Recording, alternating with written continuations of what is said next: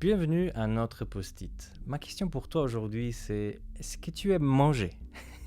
Je peux pas entendre ta voix, mais j'imagine un oui, bien sûr. Alors, si cela t'intéresse et si tu aimerais voir si cette thématique se trouve dans la Bible ou s'il y a quand même un rapport entre les choses spirituelles et l'envie de manger, alors il faut vraiment écouter ce post-it jusqu'à la fin. Le texte d'aujourd'hui se trouve en Luc, chapitre 14 et le verset 15. Et le texte nous dit ainsi. Après avoir entendu ces mots, un de ceux qui étaient à table dit à Jésus, « Heureux celui qui prendra son repas dans le royaume de Dieu. » Alors, le royaume de Dieu, il est comparé à plusieurs choses dans la Bible. Mais une chose est sûre et certaine, il n'est pas comparé à une église. Il n'est pas comparé à lire la Bible ni à prier. Mais une des images qui est la plus employée, c'est que le royaume de Dieu est comparé à un repas. Pas un repas funèbre, un repas festif où il y a la convivialité, où les gens sont en train de discuter et surtout où ils mangent bien. La description de ce repas comme un festin, c'est aussi quelque chose qu'on peut trouver dans la Bible. Et alors pourquoi cette métaphore?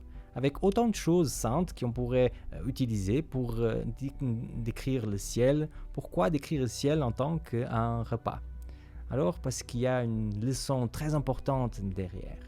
Si vous avez envie d'aller dans un repas, dans un festin, vous n'allez pas dans la ville et vous commencez à taper dans les portes en demandant si les gens veulent vous accueillir. Ça ne marche pas comme ça. Pour être dans un repas comme ça, il faut qu'on soit invité. Et la grande bonne nouvelle, c'est qu'en fait, selon la Bible, on est tous invités à ce repas au ciel. Le Seigneur aimerait vraiment que chaque personne dans cette terre puisse accepter cette invitation. Le problème, c'est que même si l'invitation nous a été envoyée par la poste, ou par email, ou par message, nous on tarde souvent à répondre à cette invitation. Et peut-être il y a des personnes qui sont en train de m'écouter et qui ont déjà reçu en effet cette invitation sans avoir donné encore la réponse. Je pense que le Seigneur aujourd'hui essaie de te dire quelque chose de très clair. Accepte cette invitation.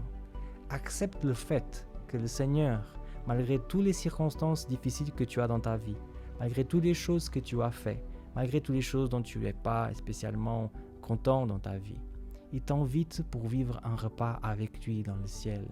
Et j'en suis sûr, mon ami, que si tu acceptes cette invitation, il ne va pas te laisser tomber. Il va te laisser entrer dans ce repas. Et déjà, dans cette terre, tu vas vivre plus heureux parce que tu sais que tu as une invitation donnée par le roi de l'univers pour un jour pouvoir manger avec lui dans les noces de l'agneau.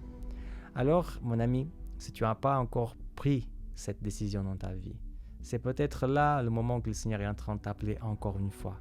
Accepte l'invitation de Jésus parce que j'en suis sûr que tu seras beaucoup plus heureux dans ta vie déjà aujourd'hui. Je m'appelle Samuel Cunha et c'était le post-it d'aujourd'hui.